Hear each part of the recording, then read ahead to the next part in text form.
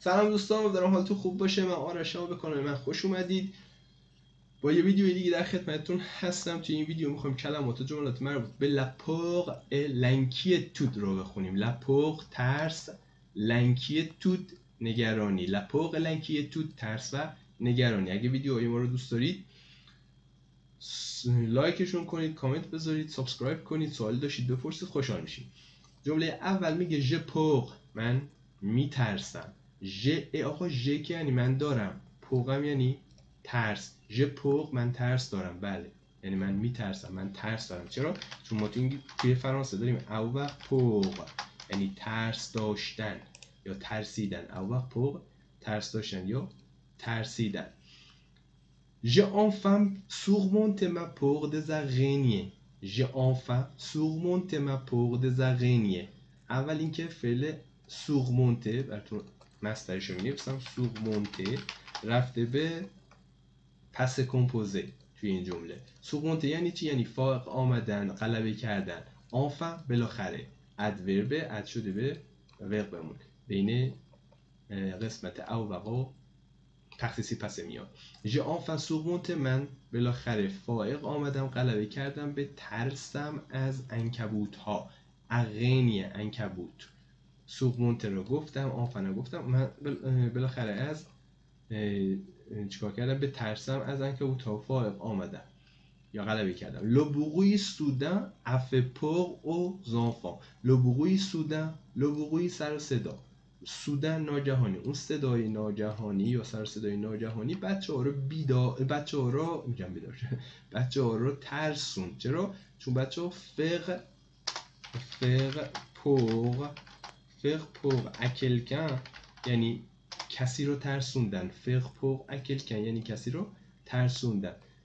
سر صدای ناگهانی بچه‌ها رو ترسون. چرا او شده؟ چون ا خورده به لزانفان شده اوزانفان. خورده به ل. ستم لا، اون مرده که اونجاست. ستم لا، اون مرده که ستم میشه این مرد، ولی ستم لا اون مرده که اونجاست. اگه من لا رو بردارم جاش سی بذارم میشه ستم سی، این مرده که اینجاست، نزدیکه. ستم لا اون مرده که اونجاست.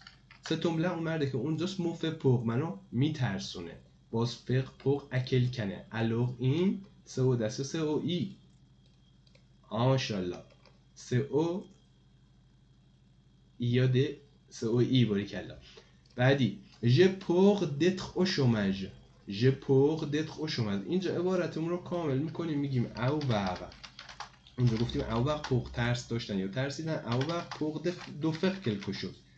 او وقت پوق دو فقه کلکو شد یعنی از انجام کاری ترس داشتن یا از انجام کاری ترسیدن. خب j'ai peur d'être au chômage. être au chômage یعنی بیکار بودن. le chômage یعنی بیکاری. être au chômage یعنی بیکار شدن یا بیکار بودن. j'ai peur d'être au chômage، من از بیکار شدن میترسم. je suis au chômage، من الان بیکارم. elle a peur d'y aller toute seule. toute seule یعنی تنها. toute seule یعنی کاملا تنها. elle a peur d'y aller toute seule یعنی میترسه که تنها اونجا بره. میترسه که تنها اونجا بره. ضمیر ای رو میدونید. elle a peur d'y aller toute seule. رفتن به جایی به جاش چی میذاریم؟ ای میذاریم. میترسه که تنها بره اونجا. بعدی je suis inquiet. inquiet و inquiet داریم بچه‌ها. inquiet مذکرشه. inquiet مؤنثشه به معنی نگران. inquiet نگران.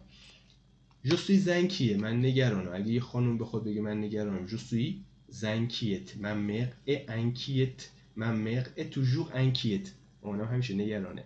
il a l'air inquiet. avoir l'air یعنی به نظر رسیدن. il a l'air inquiet. aujourd'hui il a l'air inquiet. امروز چی به نظر میرسه؟ نگران به نظر میرسه. l'étudiante était inquiète pour son examen mais elle l'a réussi. l'étudiante était inquiète pour son examen یعنی اون دانش آموز چی بود؟ برای امتحانش نگران بود اما چی شد؟ پاسش کرد. réussir un examen. اینجا براتون می‌نویسم فعلشو. réussir ان اگزاmen réussir ان اگزاmen یعنی امتحان رو پاس کردن. خب réussir ان اگزاmen رو نوشتیم، امتحان رو پاسش کرد. Ma mère devenait toujours inquiète quand je m'absentais trop longtemps. مامانم همیشه نگران میشد، رفته به هم پخفه. مامانم همیشه نگران میشد وقتی که من برای مدت طولانی ابسنت بودم دیگه. سابسانت بچه از فعل سابسانت میاد. برای مدت طولانی میرفتم بیرون نبودم. سابسانت. خب اینم از این. نگران میشد وقتی که برای مدت طولانی نبودم، غیبت میکردم، نبودم، میرفتم بیرون، دیر میومدم. جو m'inquiète pour sa santé. از دو تا فعل داریم اینجا، من براتون میگم. یه فعل انکیته بچه ها داریم. انکیته یعنی نگران کردن، یه فعل متعدیه. ولی دو ضمیرش میکنیم میشه سنکیته. اون موقع لازم معنی میشه سنکیته لازم معنی میشه. اون موقع میگیم نگران بودن. پس انکیته نگران کردن، ولی سنکیته نگران بودن. حالا میریم تو جمله. میگه چی؟ میگه جو منکیت. پس اینجا دو ضمیر است دیگه، میبینید دو ضمیر است. از فعل سنکیته اومده. پس جو منکیت من نگرانم. پور سا سانته من نگران سلامتیشم. لا سانته سلامتی. من نگران سلامتیشم. از فعل دو ضمیره سنکیته. بعدی میگه سا منکیت ست انفکسیون. انفکسیون عفونت. ست انفکسیون این عفونت. سا منکیت این عفونت منو نگران میکنه. پس فعل انکیته داریم اینجا. son retard m'inquiète beaucoup. تأخیرش منو خیلی نگران میکنه.